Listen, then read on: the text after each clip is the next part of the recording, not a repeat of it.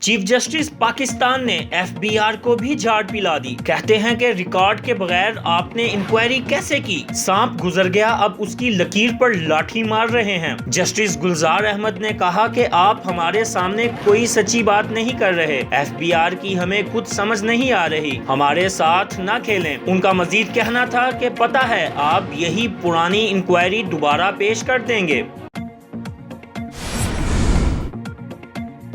وزیر اعظم معاشی ٹیم پر برہم ہو گئے، کہتے ہیں کہ مہنگائی پر مجھے مس گائیڈ کیا جا رہا ہے۔ عمران خان نے کہا کہ معاشی ٹیم مجھے مہنگائی بڑھنے پر مطمئن کرے۔ وزیر ریلوے شیخ رشید سمیت تحریک انصاف کی حکومت میں شامل اتحادی جماعتیں ق لیگ اور MQM بھی ملک میں بڑھتی ہوئی مہنگائی کے حوالے سے اپنے اپنے تحفظات کا اظہار کر چکی ہیں۔